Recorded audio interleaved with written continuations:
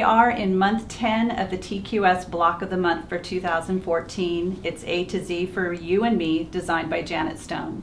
I'm Julie Cephalou, and today we're going to be talking about borders. And we're going to be doing a lot of applique this month. So I want to talk in general about borders to start with.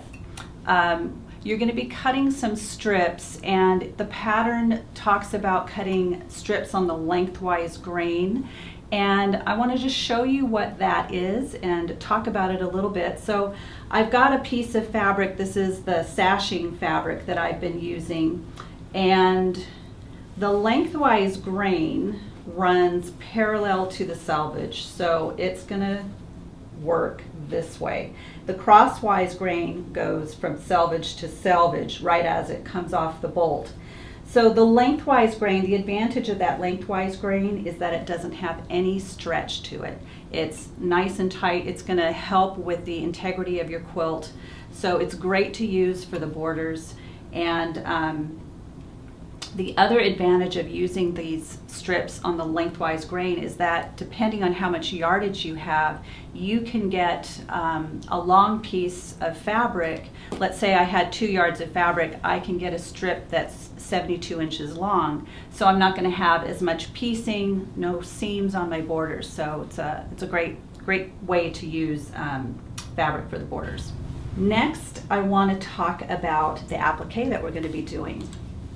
So we have some patterns that you're going to be printing out from your computer, and I want to show you how you're going to tape those patterns together. I've got just 2 pieces that I've printed out right here, and it's all labeled. I've got left side border section B and left side border section C. So we need to tape these together, and there's some little dotted lines right here.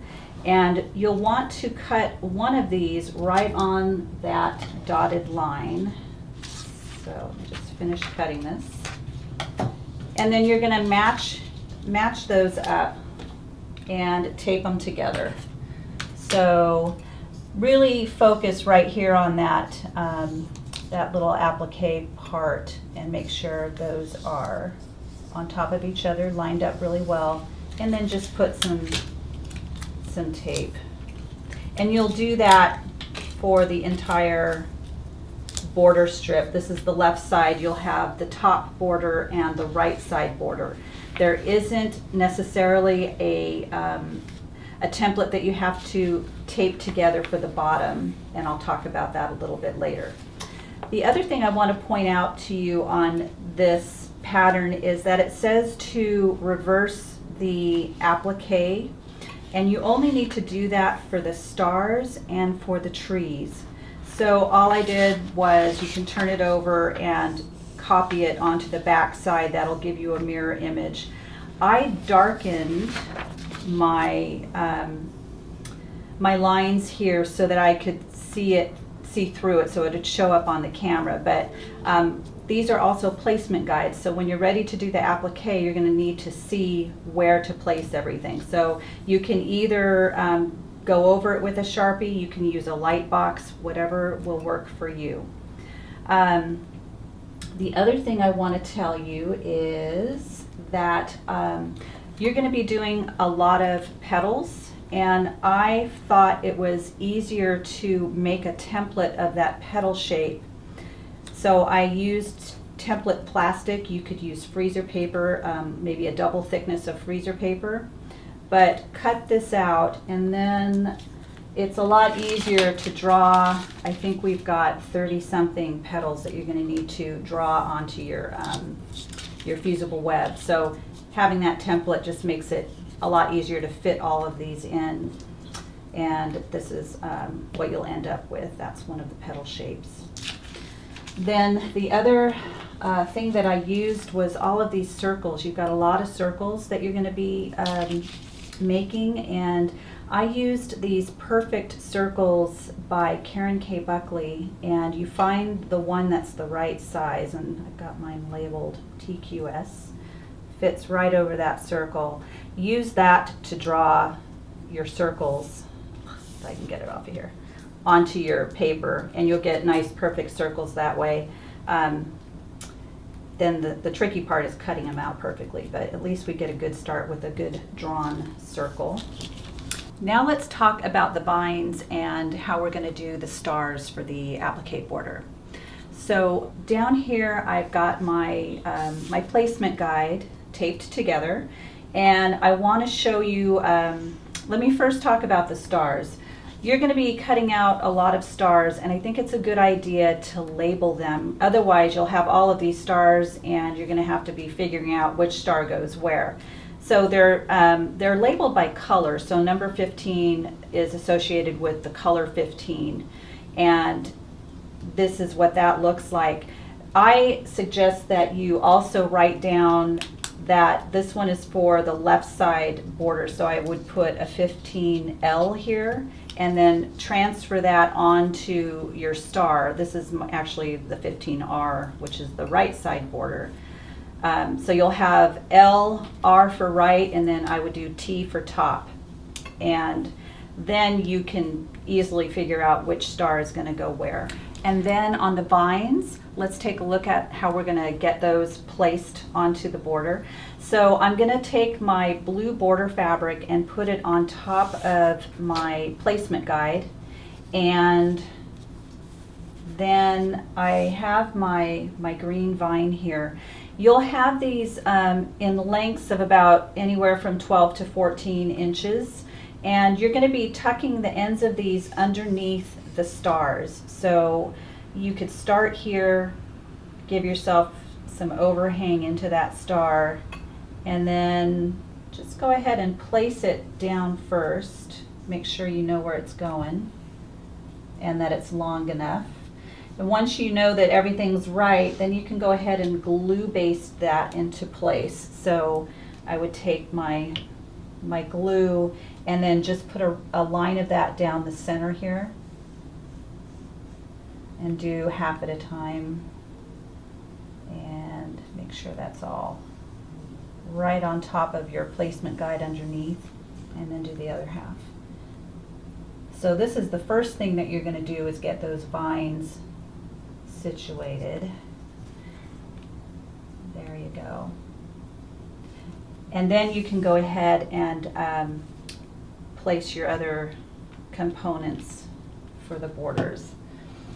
And next we're going to talk about the reverse applique. There's a little bit of that in this quilt, and it's very easy. So let me show you how it's done.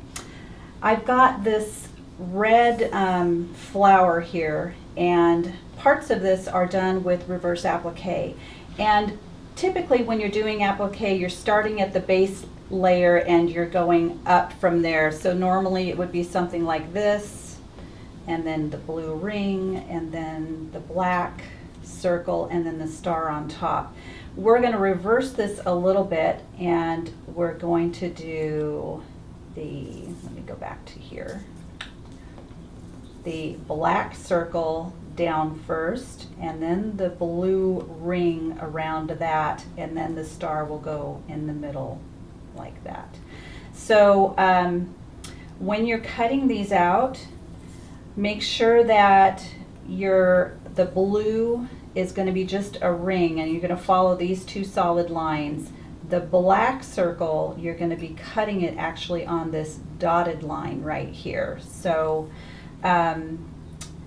let me also just talk about how you can use the, if you've got an applique pressing sheet, it helps to place everything right where you want them. So this is see-through, and you can use this to fuse everything onto, and this is a non-stick surface, so it's going to peel off when you're done. And I can build my flower here, peel it off of here, and then put it right on that border fabric where I want it.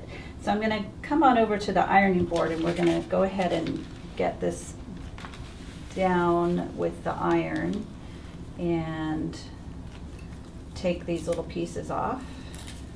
The release paper needs to come off. And so I want that black circle here, and then that blue ring right over it and just make sure that it's following the lines there underneath from the placement guide. And then this star, you're just going to have to eyeball it like that. And then we're going to place it, we're going to press it in place so that all of that gets fused together. And then once it cools off a little bit, you can peel it right off of this. The other thing is, if you don't have an applique pressing sheet, you can use the release paper if you have some. This is what that looks like. This is the release paper from another Fusible Web product. And it's also non-stick, and that would work also in place of that applique pressing sheet. So let's peel this off gently. And there we go. And now I can put my flower down here, and then right now I'm going to place my circle in the middle, and this I've got to really just eyeball it to make sure that it's in the center, and then we'll fuse that into place. Some of you might be asking why we're doing reverse applique, and it's just a design option. It gives it a different dimension. So we're going to be doing that same thing with the leaves of this flower, and let me show you how I did that. I have one that's already done, but there's a couple of important things to remember when you're tracing these onto your fusible paper. You've got the larger leaf shape here. You need to make sure that you trace this inner shape, that solid line, onto the fusible web. So this is what it looks like on the back, because we're going to cut this center out on that line. So it's really important that we do that.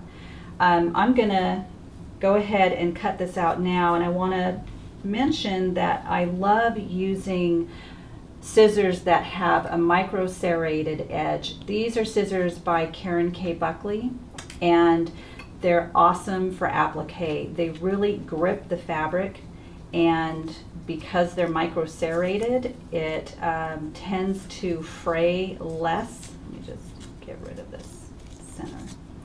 So I'm going to snip into here and cut it out right on that line, and it's going to create a little window for that green, that dark green fabric to come through.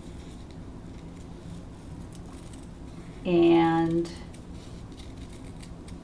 then on the dark green fabric, I want to show you that when you trace this on the fusible paper, you're going to be tracing the dotted or the dashed line here. So it's going to be slightly bigger than that solid line. That's what that looks like. So this will go down first, and then this now goes over it, and it'll look just like that. So that's the reverse applique for this flower, and there's one other flower that has a little bit of reverse applique in it, and it's just like that one. So there you've got one of your flowers done for the bottom border.